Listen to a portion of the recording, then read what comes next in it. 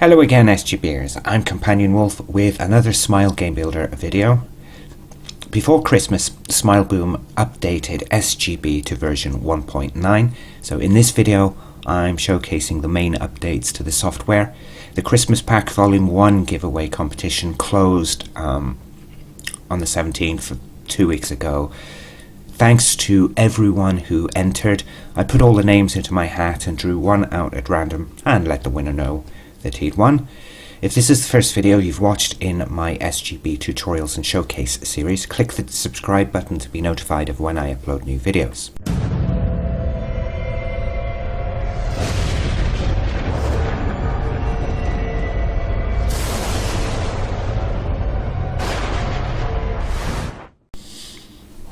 The past 3 weeks have been swallowed up by the black hole that is Christmas. It's not so much Christmas itself, it's the run-up to Christmas.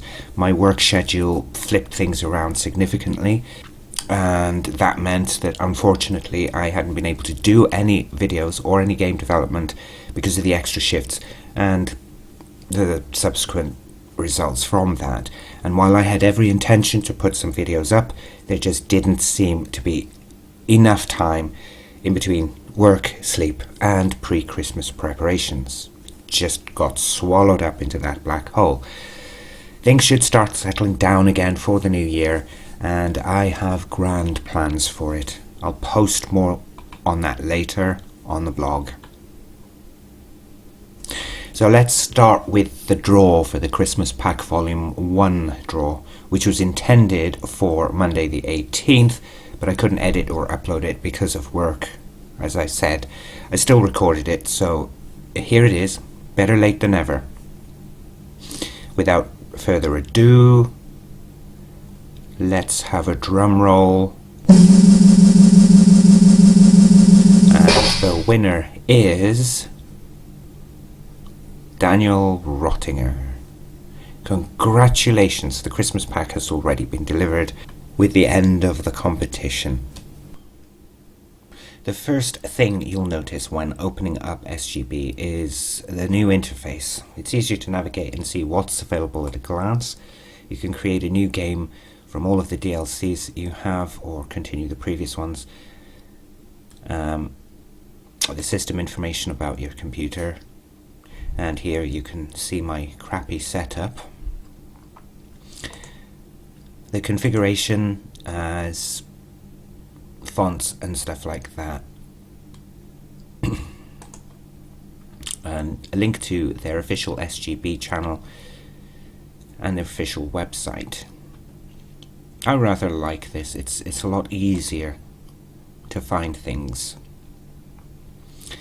The big update is the exporter for Unity DLC, which I'll cover shortly. In this update, however, which is 1.9.01, there are a number of improvements to the way that SGB imports FBX models. Skin weight normalization enables smoother skins. Normalization is the process of scaling numbers so that they all add up to 1 in Autodesk's Maya, which I no longer use because I find it clunky and cumbersome. The weights of all of the skin points are affected by certain influences being relative to one another, thereby allowing it to keep track of those relative influences, and the result is just generally an improvement of texturing and so on. Polygon Triangulation means that you no longer have to manually triangulate the faces in Blender or other modeling software. SGB will do it automatically for you, which is very useful because it used to be where I kept forgetting to do that, and SGB would throw a fit whenever I was trying to import some models I'd created. So this one saves a lot of time. The apply scaling allows you to scale models in SGB. A notable advantage of this is that if you create a model that's too big or too small, you can then use the scaling function to reduce or increase its relative size. If you export the scale as 0.01, the standard size, or at least what it used to be from Blender, you can then scale it up if it's too small. Conversely, if the exported scale is 1, you can then scale it accordingly if it ends up being the wrong size, and you'll need to re-import and rescale the model each time if it doesn't look right. You can't do that later when the model has actually been imported. It will also convert old Fbx formats to 7.4. If you have older versions of modelings, of models that have been saved in previous versions than 7.4, sometimes SGB would give an incompatibility error and version conflict errors. This eliminates the need for making sure that you have the right version, and it brings the Fbx format up to date within SGB. You can now group and ungroup events on your map. It used to be that you had to select each event one at a time, cut and copy them or delete them elsewhere, and so on. But now, in this update, you can multi-select. You can either hold down Control and select certain items, and then you can cut, copy, delete, rotate, and so on. So right click and paste on there, it will pretty much be a facsimile of the ones that you've selected, and then you can rotate them and so on accordingly. Or you can hold down the mouse button, left mouse button, and then drag them to copy them,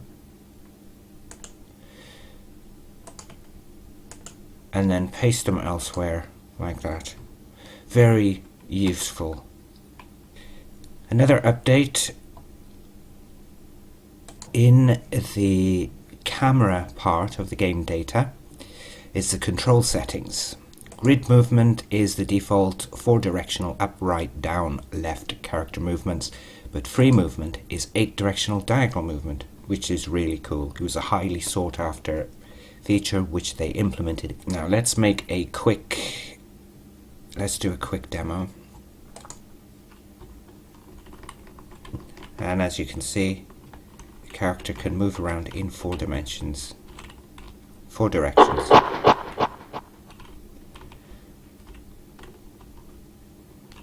Like so.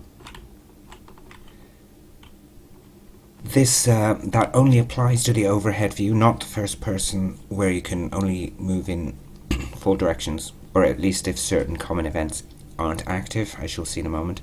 And no doubt you saw the little compass in the top left. That's another new feature that ties in with the next part of this update, common events.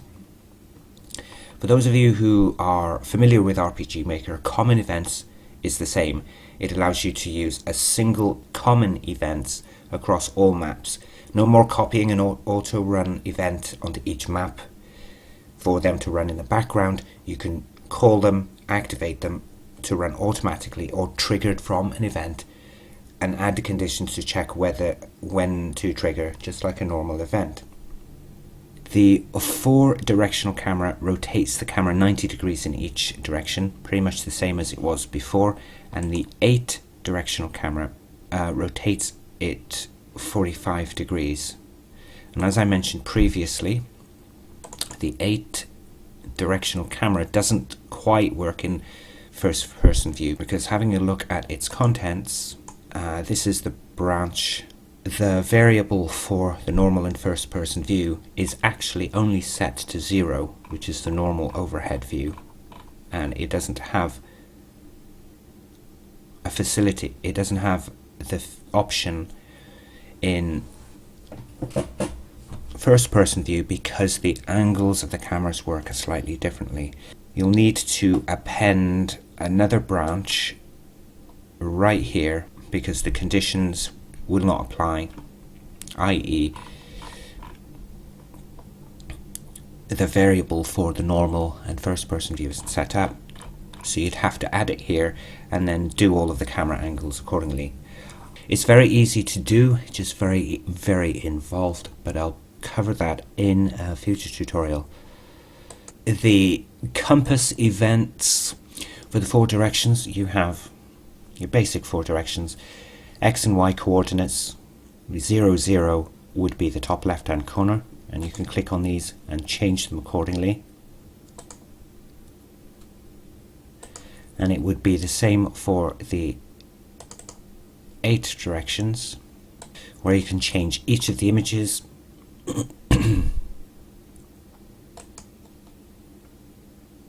And finally, the countdown timer, which does exactly that. It counts down from a specified time. You can change all of the positions of each of the letters, punctuation, seconds, minutes, and so on.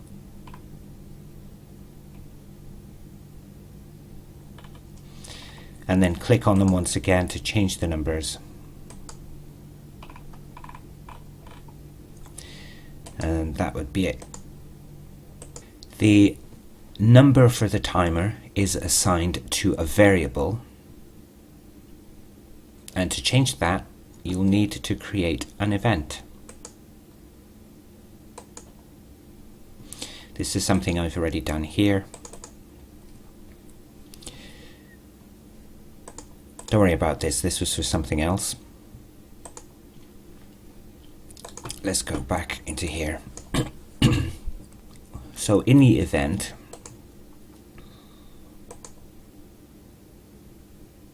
I should have renamed this. 0 is the variable I want to use for the timer, but it doesn't matter. So in a variable box, you would give your variable number for the timer a value. And as it said at the beginning of the event, 3 minutes is equals to 180. The number is in seconds, so 180 seconds is 3 minutes. And then you would run the common event, and in this case it would be the countdown timer. So when we play test it and speak to the snowman, which is actually a model from the Christmas Pack Volume 1 by Serenity Game Studios, the timer will start, and obviously the compass is going to get in the way, so we could centralize it, basically put it anywhere along on the screen that we like. Right now though, nothing happens when the timer reaches 0, but I'll feature this in a future tutorial.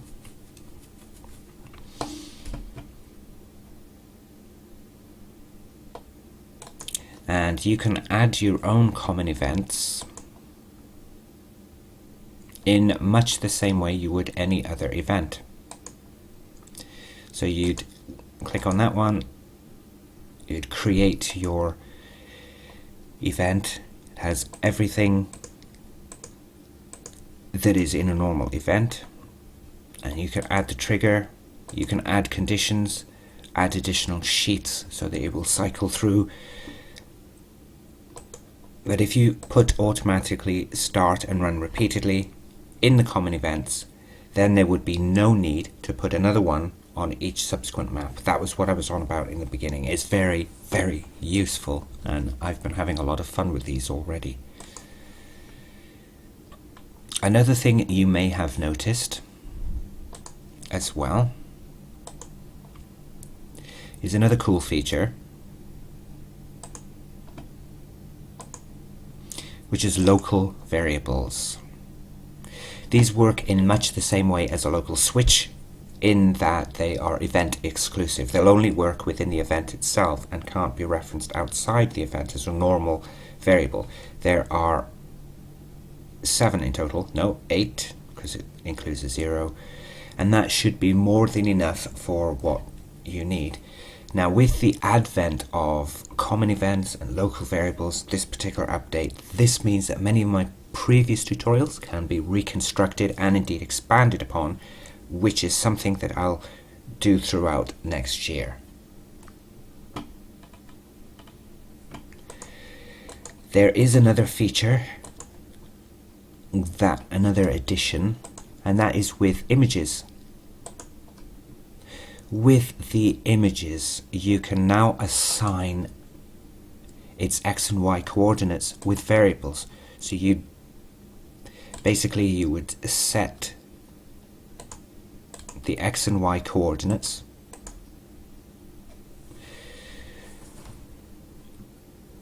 to the display image to display it somewhere on the map instead of just fixed values, and then you can call it again. You can move it using those same variables. What do we have? It was 2 and 3. And that means that you can add certain conditions that the image will move accordingly. This in particular is useful for like tagging certain events. As an example, you can put like you can target the player X and Y coordinates in the advanced variables, and then you can create a common event that automatically updates accordingly, so the image itself will follow the character around. That's just as an example. I will cover much more of this in the future tutorial.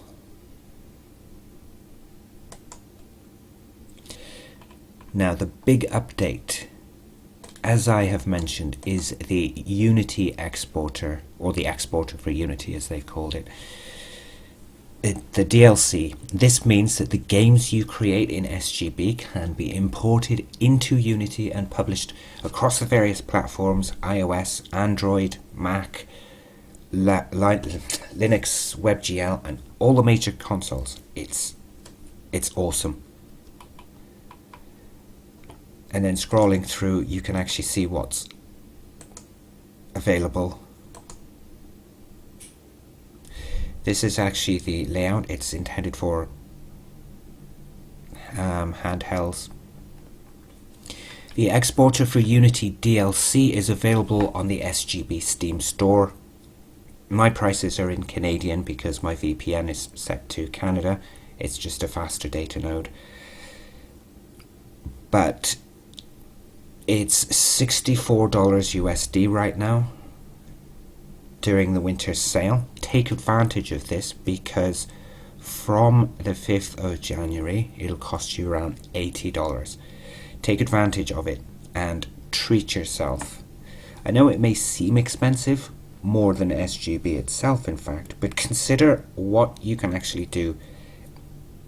It's certainly an investment to consider if you want your games to be multi-platform and benefit from the effects and enhancements of Unity.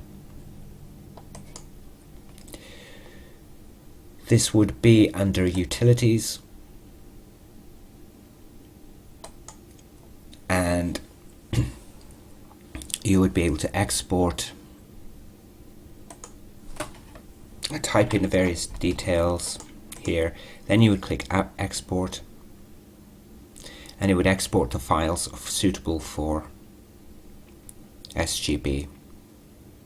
I won't go into a great amount of detail here, but I will in the future. And that concludes this week's exciting showcase video. Thanks to everyone who has subscribed and liked my videos. If you found this video informative, give it a thumbs up, and don't forget to subscribe if you haven't already, and click the bell icon as well, so you can be notified of future videos and tutorials I upload. You can also visit me on Twitter and Facebook, or visit the official SGB website. And once again, I apologize for the lack of content and consistency, and this late video, which was meant to be last Monday.